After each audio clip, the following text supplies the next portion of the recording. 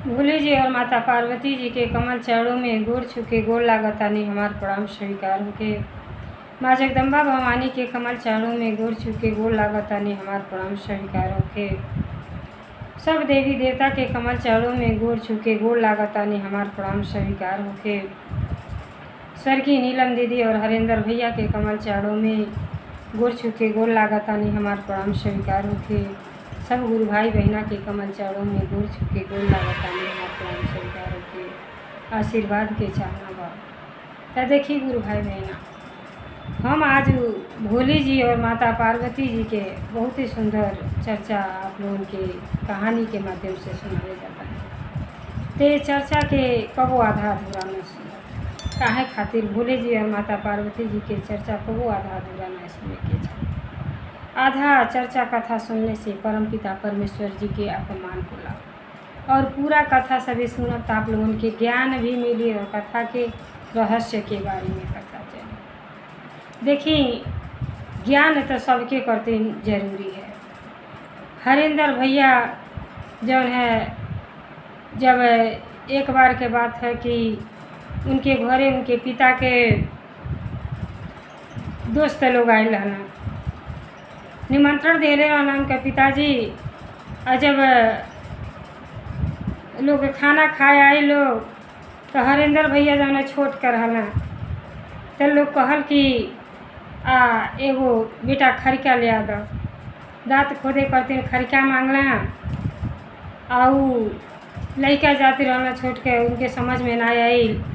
बेत के झाड़ू में से तूर के ले अला और ले आके अपने पिता के दोस्त के दे देना। अब जब देखला कि वो बेते के झाड़ू में से खरिका लड़का ले आल बाना तो गुस्सा में खरिका उठा के फेंक देना। जब खरिका उठा के फेंक देना तो वो खरिकवा जौन है काला नाग बन गईला। जब काला नाग बन गईला तब वो हरेंद्र भैया जब देखला कि काला नाग हो गईला तो बड़ा आश्चर्य में पड़ला कि कैसे काला नाग लकड़िया काला नाग हो गईला। तो दौड़े अला, कहना कि आई कैसे कैसे चमत्कार कैनी है कि काला नाग हो गईला। कहना ये तो गुरुए बताई हैं कि कैसे काला नाग हो गईला। आज तो हम ना बताए, सुबह हमारे घरे आई तब बताई। अब उनके रात भर नींद ना आई, रात भर नींद ना आई और भी 4:30 बजे उठला और उनके घरे पहुँच गई ना पूछे। अब कहला कि जब तक गुरु केहू के ना बनैब तब से कैसे ही पता चली कि कैसे काला नाग हो गई ना। अब गुरु के तलाश में लगना भटके, छोटिए उम्र से भटके लगना कि के गुरु बनाए। अब 10-12 साल वो बेचारा श्मशान घाट पर कहला कि गुरु जौन है श्मशान घाट पर मिली है। वो मजाक कैले और हकीकत जान के श्मशान घाट में जाए लगना। हर पूरा दुनिया में खोजे लगना कि हमके ऐसा गुरु मिला कि बतावे कि नाग कैसे लकड़ी से नाग हो गई। तो अब बेचारा 10-12 साल श्मशान घाट में जा बैठला। जितना झाड़ फूक ओझा लोग रहे सबसे ही पूछे, लेकिन केहू एक प्रश्न के उत्तर ना दे। लेकिन वो कहला कि हमके प्रश्न के उत्तर चाही तो चाही। श्मशान घाट पर बैठ के निराश बैठल रहना तो देखी साक्षात माता पार्वती जी देवी के रूप धारण, बुढ़िया के रूप धारण करके अली और कहली कि बेटा काहे तू यहाँ श्मशान घाट में देखत हैं, ढेर दिन से आवत तक के डर ना लगेला। कहला कि हम गुरु के तलाश में बाड़ी। तो गुरु जब तक हमके ज्ञान ना दी हैं तब तक हम यहाँ से जा बनाए। तब माता जी कहली कि तू भोले जी के तपस्या करो, आई श्मशान में गल छोड़ दो। गुरु जी अगर बनाए हुआ तो भोले जी वह सृष्टि के रचयिता हैं, वह के गुरु बना लो।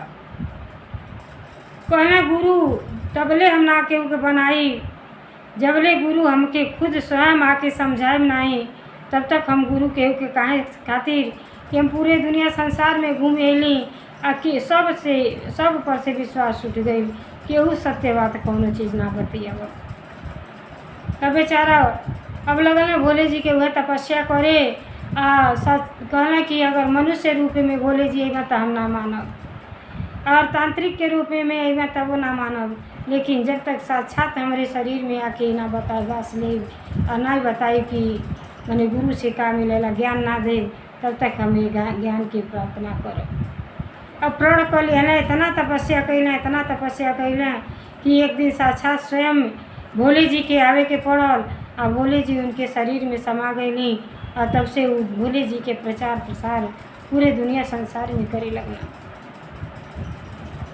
तो देखिए आज भी हरिंदर भैया ये दुनिया में नहीं बाणी, लेकिन भोले जी के अपन सोच लेनी कि अगर गुरु बनावे के बा तब परम पिता परमेश्वर के गुरु बनाई, जे सृष्टि के रचयिता है, जे दुनिया में भेजल, उससे बढ़न गुरु तक के हो ही ना सकेला। तो यही से देखिए गुरु भाई बहना, हमें जब ज्ञान हुई तब न हम कुछ जानब, और जब केहू के गुरु बनाए तब हमके ज्ञान मिली, सत्संग से जुड़ब, का किस्सा कहानी से जुड़ब तब हमके ज्ञान मिली। तो और नीलम दीदी जौन रही, नीलम दीदी जब जन्म लेली एक राजा के पुत्री रही, और वो जब छोटइये पर खेलत रही तो उनके आंगन में शेष नाग के साथ खेलें। तो ऐसे वो राजा, उनका बाप राजा रहना, और अपने लड़की के नागमणि और जौन है नीलम दीदी उनका नाम रख देना, और वो भक्ति भाव में लीन रहे, बहुत वो तपस्या करते रही, भोले जी के भक्त रही। तो आज भी वो पन्ना में वो दोनों जन के नाम अमर बा। तो जब तक के गुरु ना बनाए तब तक ज्ञान कहाँ से प्राप्त हुई। अगर मनुष्य के शरीर पौले बानी तो भोले जी के जरूर गुरु बनाई, अपने जीवन के धन्य बनाई, जो नहीं इतना सुंदर शरीर पाके गुरु तक के बनाई के पड़ी, भक्ति भाव से जब जुटब तबे आनंद आई। तो देखिए एक गांव में वो गुरु बहिना रहत रही। गुरु बहिना जौन है उनके भोले जी के दया भाव से उनके 2 ठो बेटा रहल। बड़ा बेटा के विवाह जहाँ कैले रही वो शिव भक्त परिवार से बहू रही, बड़ा संस्कारित रही, सबके सम्मान भाव करें, आदर सत्कार करें। और छोटा लड़का जौन रहना वो अपने मन से जौन है नौकरी करत रहना, लव मैरिज कैले रहना।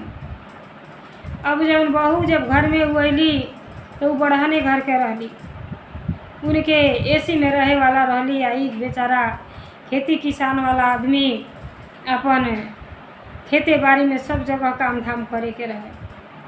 अब बड़ी बहुत पुण्य के चक्कर में सबके काम धाम करें, सबके सेवा भाव सत्कार करें, सबके मान सम्मान करें।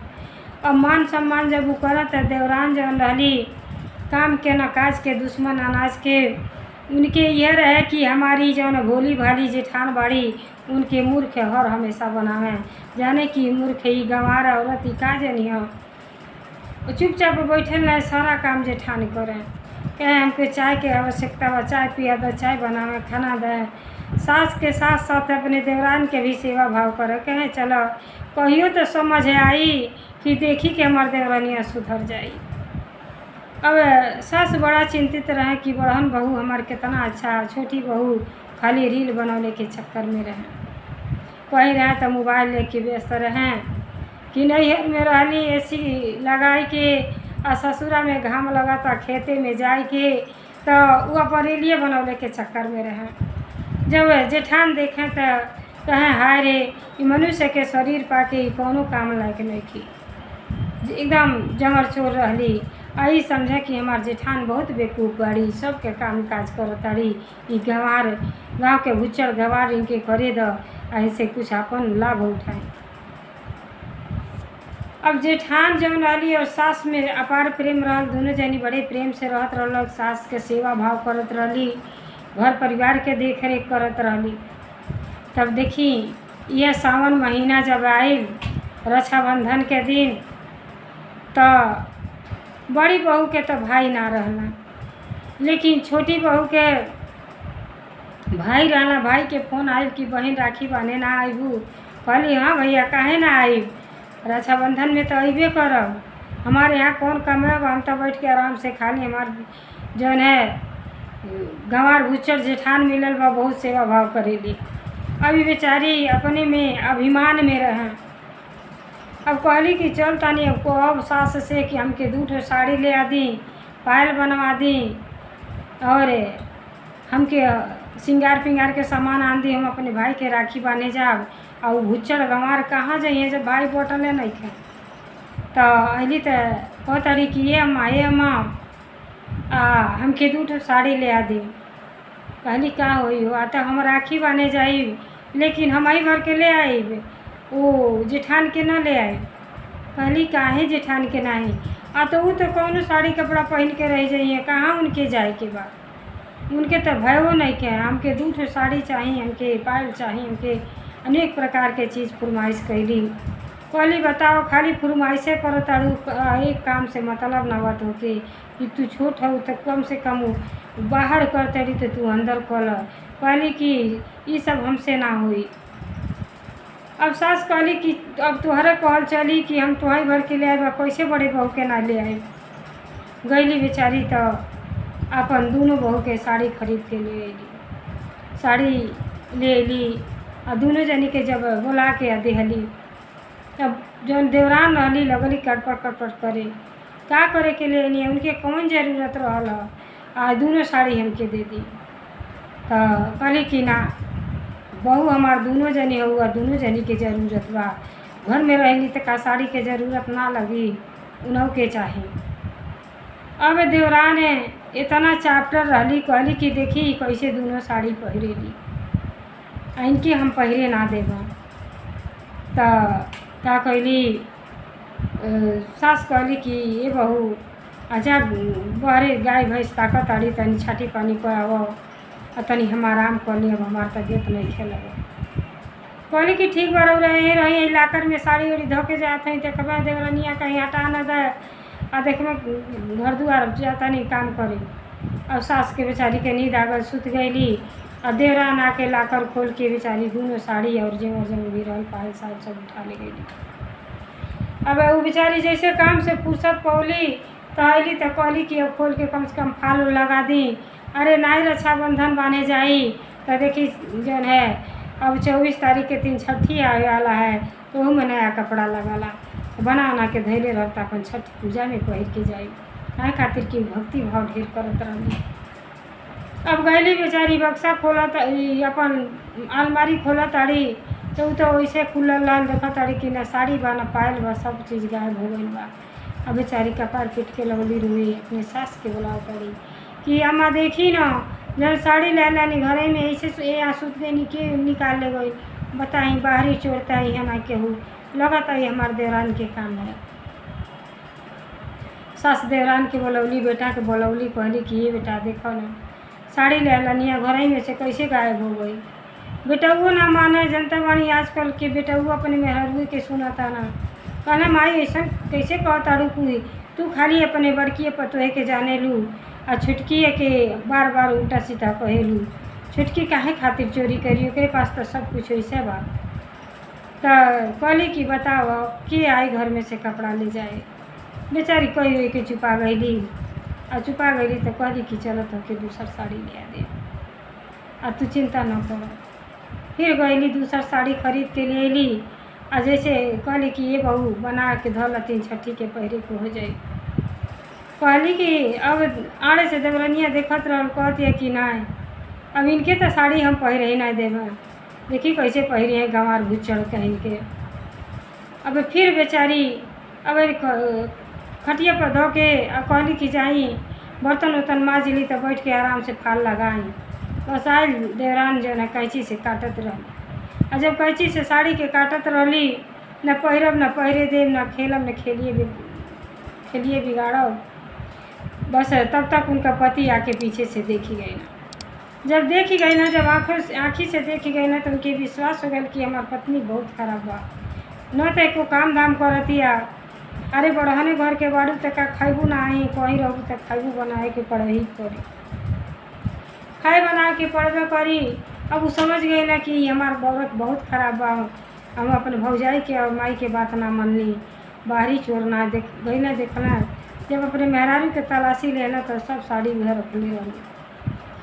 अब लगला अपने मेहरारू के मारे अब और अपने माई के बोलना भौजाई के कहला माई सच कहत रहलू कि बाहरी केहू ना आके ले जा सकेला, ई बहुत हरामी मेहरारू बाटे, एक घर में से निकाल दो, अभी घर में रहे लग नहीं खे, भाभी हमके माफ़ कर दो, ई तो बहुते छुट्टी निकल गई, ऐसे ने परिवार में ऐसा ई बहू आ गई कि घर के बर्बाद कर दी। अब कहली कि इनके घर में से निकाल दो, अब मारे के गा कहना उनका पति घर में से उनके निकाल दिया। और निकालने के बाद अब सोचली कि नैहर जाई, और नैहरे फ़ोन कर दिया ना कि ऐसा ऐसा कांड कैले बाटी, और घर में जइए तो हले ना दिहल। अब नैहरा में गईली तो बाप माई दुआरे पर से भगा दिया कि जा तू ससुरा में अपने सास ससुर के कदर ना कैलू, तुम्हार जेठान भोली भाली अपने जेठान के कदर ना कैलू, तो जब अपने घर में तो के गुजारा ना हो तो नैहर में तो प्रेम से अबू तो तुम्हार स्वागत सत्कार होई, लेकिन अगर रिसिया के अबू तो घर में हले ना के गई, तू अपने घरे चल जा। अब ना घर के भैली ना घाट के भैली, अब मने मन सोचे लगली कि कबो घमंड ना करे के चाही। अरे नैहर में कितनाहू धन संपदा रही, कितनाहू ना कैले रहू, लेकिन ससुरा में तो करही के पड़ी। जब मनुष्य के शरीर पौले बा तो कम से कम अपने बड़ों के सम्मान करो, आदर सत्कार करो, और भोजन पानी समय से बनाओ, सबके खिलाओ, प्रेम पूर्वक से रहो, यह तो हर बेटी बहू के धर्म होला। अब जनता वाली जब हर जगह से आदमी निराश हो जाला तो कहाँ जहाँ ससुरों के मारल रहली नैहरों के, अब जब चारू ओर से निराश हो गई, भक्ति भाव कबो ना कैले रहली, अब रोवत बिलखत वहाँ से चलली कि अब कहाँ चली, तब भगवान के शरण में गईली। कहे खातिर जेठान के देखत रहली कि भक्ति भाव भोले जी के करत रहली। यह सावन महीना रहल है, इसे कहल जाला कि जे सावन भगवान महीना में और मन से भगवान जी के भक्ति करला ओकर हर मनोकामना पूर्ण करीला। अब अली तरह में शिव जी के मंदिर रहल, चर्चा होत रहल, बैठ के बड़े ध्यान पूर्वक से चर्चा सुनली, और चर्चा में उनके कहली कि हे पिताजी हमके ऐसा ज्ञान दी कि हमार घर परिवार टूटली से बची जा। अब चर्चा सुनली, दया मंगली कि हे पिताजी आज से हम जो गलती भी कैले बानी ओके माफ़ करी, फिर से आज से गलती ना होई, कोशिश करब कि सबके दिल के जीत ली। अब वही दिन से भक्ति भाव शुरू कर देली। अब जब वो चर्चा में इनके बैठल देखली, उनका सासू वही चर्चा में गई रहली, देखली कि बहू हमार चारू ओर से निराश होके बड़ा मन उदास बा, तो देखी कितनाहू सास बुरा रहेली, लेकिन अपन परिवार अपना है। अब देखेली कि चुपचाप सब के उचल जाला, आ बहू वहीं बैठ के रोवत रहेली। तब सास कहेली कि का बात है, तू तो नैहर गई रहलू।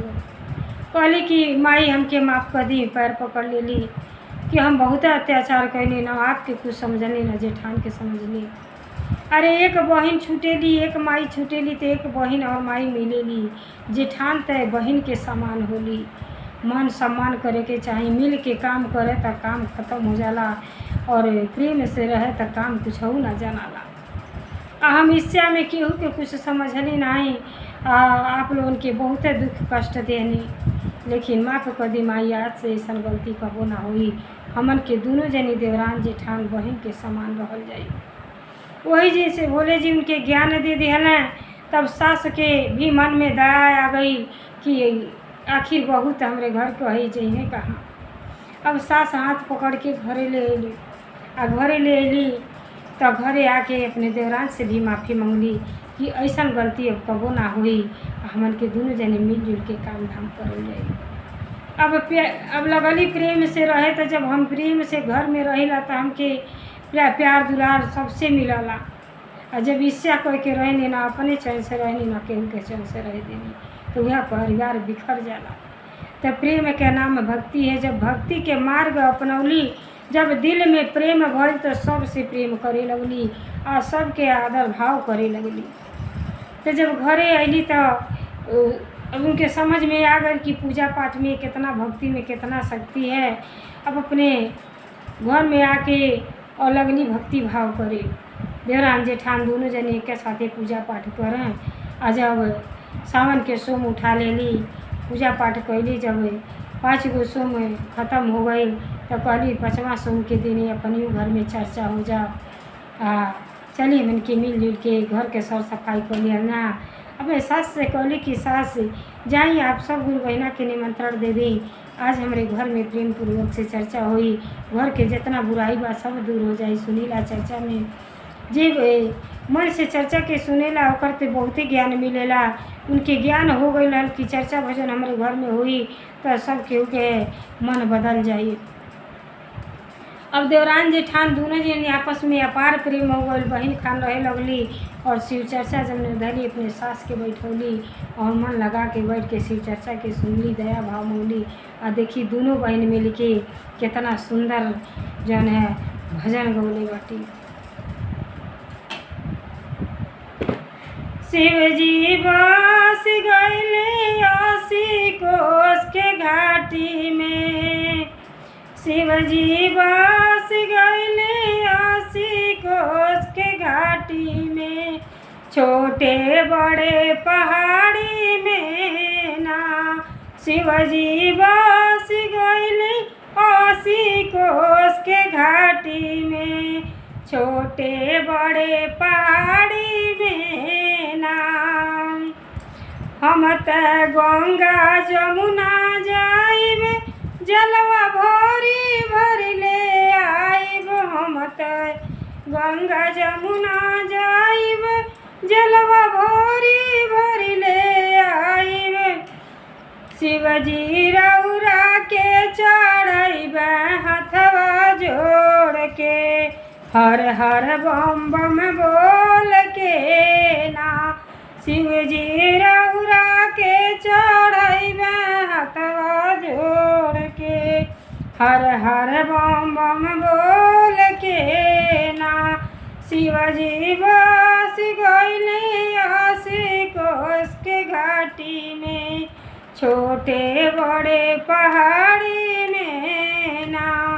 हम त बाग बगैचा जाइब, हम त बाग बगैचा जाइब, फुलवा लोड़ी लोड़ी ले आइब। हम त बाग बगैचा जाइब, फुलवा लोड़ी लोड़ी ले आइब। हम त बाग बगैचा जाइब, फुलवा लोड़ी लोड़ी ले आई। शिवजी रउरा के चढ़ैब हथवा जोड़ के, हर हर बम बम बोल के ना। शिवजी रउरा के चढ़ैब हर हर बोल के, दोनों हथवा जोड़ के ना। शिवजी बस गईले 80 कोस के घाटी में, छोटे बड़े पहाड़ी में ना। शिशिया कोरेली गोहार, शिशिया कोरेली गोहार, शिवजी कर दीही उपकार। शिशिया कोरेली गोहार, शिवजी कर दी उपकार। हम शिव चर्चा कराइब दोनों हथवा जोड़ के, हर हर बम बम बोल के ना। हम शिव चर्चा कराइब दोनों हथवा जोड़ के, हर हर बम बम बोल के ना। शिवजी बस गईले 80 कोस के घाटी में, छोटे बड़े पहाड़ी में ना। तो देखिए गुरु भाई ना, जब ज्ञान हो जाला, जब ज्ञान के मार्ग आदमी अपना लेला, दिल में अपार प्रेम हो जाला और प्रेम का नाम भक्ति है। दोनों देवरान जेठान में अपार प्रेम हो गई और वह देवरान जौन जेठान के मूर्ख है और गंवार सोचत रहली, वह देवरान में इतना प्रेम आ गई कि कहली कि ए दीदी अब दोनों सड़िया जौन आयल बा वही के पहिन के आ चली ना। रउरा भैया नइखे त का करी, हमार भैया त बाना न, चाहे हमार भैया चाहे राउर भैया, केहू के भैया बाटल नइखे। और वही भैया के राखी बनल जाई। तो इस सावन महीना के बाद जैसे ख़त्म होला पूर्णिमा के दिन रक्षाबंधन पड़ेला और दोनों देवरान जेठान जौने जाके नैहर में जाली तो वो जौने नैहर से लोग लौटा देले रहेला उहे माई बाप उहे भाई भौजाई स्वागत करतीन बहन के तैयार रहेला और जाके प्रेम भाव से अपने भाई के कलाई पर राखी बांधेली। तो देखिए राखी बांधेली और कहेली कि भैया मेरे राखी के बंधन को निभाना, वो भैया मेरे बहना को कभी ना भुलाना। तो राखी बांध के अपन प्यार जतावेली और भाई भी अपने प्यार के इजहार करेला। तो जैसे देखिए गुरु भाई बहना जैसे वो देवरानी जेठानी पर भोले जी और माता पार्वती जी के दया कृपा भइल कि ज्ञान हो गई, वैसे सब गुरु भाई बहना और सब बेटी बहू पतोह पर ज्ञान होके कि सबके ज्ञान के मार्ग अपनावे और सबके परिवार खुशहाल रहे। हर हर महादेव, घर घर महादेव, भोलेनाथ की जय, सच्चे दरबार की जय, 56 कोटि देवता की जय।